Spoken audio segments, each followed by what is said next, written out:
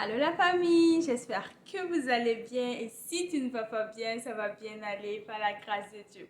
Alors, aujourd'hui dans cette nouvelle vidéo, est-ce que tu sais qu'il y a des emplois qui ne te permettent pas de postuler pour la résidence permanente?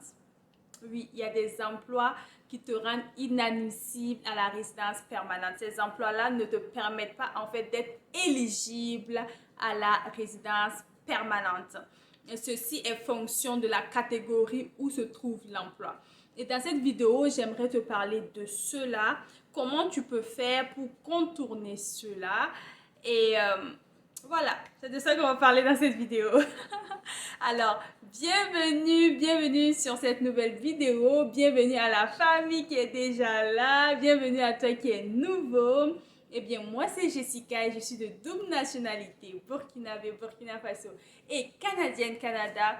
Et sur cette chaîne, je te partage mes expériences et mes connaissances et à moi-même, voilà, et au travers du processus d'immigration. Donc, je te partage tout ça dans cette vidéo. Alors, si cela c'est un contenu qui te parle, abonne-toi à la chaîne, like pour m'encourager. Et puis, si tu as des questions en commentaire, tu n'hésites pas, je vais te répondre avec plaisir. Et on y va pour la vidéo du jour. Alors, comme je te disais en introduction, aujourd'hui, on va voir c'est quoi les emplois qui te permettent pas en fait d'être éligible à la résidence permanente. Voilà, donc lorsque tu as une offre d'emploi, lorsque tu appliques pour une offre d'emploi, actuellement à cause de la pénurie de main-d'œuvre, on a besoin de la main-d'œuvre ici au Canada dans plusieurs emplois. Et ce qu'il y a, c'est que la plupart des emplois, il y a des emplois qu'on propose, il y a beaucoup d'emplois qu'on propose qui sont des emplois qui ne te permettent pas plus tard d'utiliser cet emploi-là pour postuler et être résident permanent du Canada. Alors que, bon, c'est l'objectif, hein, c'est plus tard être résident permanent et si la citoyenneté t'intéresse plus tard, aller chercher la citoyenneté canadienne. Donc, en fait, si je prends l'exemple du Québec, parce que beaucoup de francophones aiment aller au Québec, par exemple, dans la province du Québec, si tu veux être éligible à la résidence permanente, il faut que ton emploi soit dans la catégorie 0, A ou B, dans la plupart des critères. Voilà, sauf certaines exceptions. Donc, si tu acceptes un emploi qui n'est pas dans cette catégorie-là, malheureusement, cet emploi ne te permet pas d'être éligible et appliqué pour ta résidence permanente. Et je t'ai déjà fait des vidéos sur les CNP, c'est quoi les différentes catégories, comment on classe les emplois ici au Canada. Donc, tu peux aller checker cette vidéo pour savoir ce que c'est si tu ne le sais pas encore. Voilà. Donc, par exemple, un emploi, je prends un exemple simple, on te propose un emploi d'entretien ménager. Malheureusement, ce n'est ni dans la catégorie 0, ni dans la catégorie A, ni dans la catégorie B.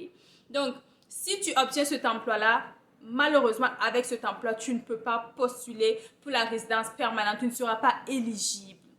Et comment tu fais? Par exemple, tu es en Afrique et puis tu obtiens une offre d'emploi d'entretien ménager et puis voilà, tu dis, oh, c'est l'opportunité, il faut que je vienne forcément au Canada et voilà, je veux juste aller au Canada avec cet emploi-là.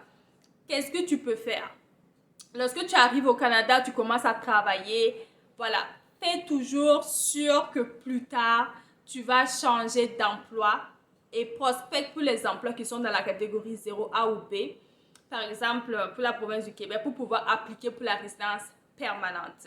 Et puis aussi, si tu vois que cet emploi-là, voilà, ça ne te convient pas en quelque sorte, tu peux juste refuser. Voilà, il y a du monde qui refuse et qui cherche pour un meilleur emploi. Et c'est bien aussi. Donc, ça dépend des situations. Ça dépend de ta situation à toi particulièrement. Une autre solution, c'est par exemple, si je prends l'exemple de la province du Nouveau-Brunswick, eux, ils acceptent pour la résidence permanente des emplois de la catégorie C, par exemple. Donc, si toi, tu as un emploi qui n'est pas éligible pour la résidence permanente au Québec, tu peux changer de province. Voilà, tu peux juste changer de province et dans l'autre province, là où c'est éligible, là où tu es éligible à la résidence permanente, tu vas chercher ta résidence permanente tout simplement. Voilà. Mais lorsque tu changes une nouvelle province, les heures travaillées dans l'ancienne province ne vont pas compter dans la nouvelle province. Il va falloir que tu travailles dans la nouvelle province et respecter les règles d'éligibilité pour être éligible à présenter ta demande de résidence permanente dans cette nouvelle province-là. Voilà. Donc, c'est vraiment au cas par cas. C'est au cas par cas en fonction de la situation de chaque personne. Voilà, c'est au cas par cas. Et comme tu le sais, l'immigration, ça change. Voilà, ça change tout le temps. Les règles changent tout le temps. Donc, tu peux ne pas être éligible cette année et être éligible l'année prochaine. Comme tu peux être éligible cette année et ne pas être éligible l'année d'après. Donc, c'est vraiment au cas par cas. Mais dans cette certaine situation, changer de province peut être la meilleure solution pour toi. Et personnellement, je connais du monde qui l'ont fait et ça a été payant.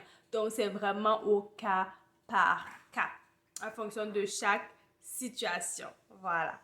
Sache que tu peux également postuler pour ta résidence permanente étant dans ton pays. Donc, souvent, c'est une option également. Donc, si tu obtiens, par exemple, un emploi, si tu remplis les critères, récemment, par exemple, je t'ai fait une vidéo complète sur la demande de résidence permanente au Manitoba où on n'a même pas besoin forcément d'offre d'emploi. Donc, si tu regardes que les critères sont favorables, alors pourquoi ne pas appliquer directement pour la résidence permanente? Ça peut marcher. Et dans certaines situations, tu peux même appliquer pour la résidence permanente et pendant que ton dossier se traite, parce que voilà, les délais de traitement de la résidence permanente sont plus longs. Donc, pendant que ton dossier se traite, il y a des programmes qui te permettent d'avoir le permis de travail pour venir travailler pendant que ta demande de résidence est traitée. Donc, ça, c'est, voilà, quelque chose aussi à souvent y penser. Voilà, si tu es éligible, lance-toi, fonce. Essaie, ça peut marcher. Voilà, donc, lorsque tu reçois les offres d'emploi, lorsque tu veux appliquer pour la résidence permanente, fais attention à cela. Donc, c'est juste ça que je voulais t'apporter comme éclaircissement aujourd'hui pour que tu saches que, voilà, il y a des emplois qui sont éligibles et des emplois qui ne sont pas éligibles. Et si tu regardes la plupart des vidéos, voilà, tu comprends déjà de quoi je parle. Et pour toi qui es nouveau, si vraiment, voilà, c'est confus pour toi, va regarder les autres vidéos. Je pense que ça va t'éclairer et ça va t'aider. Et aussi, dites-moi en commentaire, est-ce qu'il y a des vidéos que vous voulez que je fasse voilà, pour vous éclaircir sur certains sujets? N'hésitez pas. Là, ça va me donner des idées de vidéos à faire pour vous aider parce que l'objectif, c'est pour vous aider. Alors, on va s'arrêter là pour la vidéo du jour. Et si tu n'es pas encore abonné, qu'est-ce que tu attends? Fais partie de notre famille. Like pour m'encourager. Et n'hésite pas, si tu as des questions en commentaire, je vais te répondre. Et on se dit à très bientôt dans une prochaine vidéo. Allez, bye bye.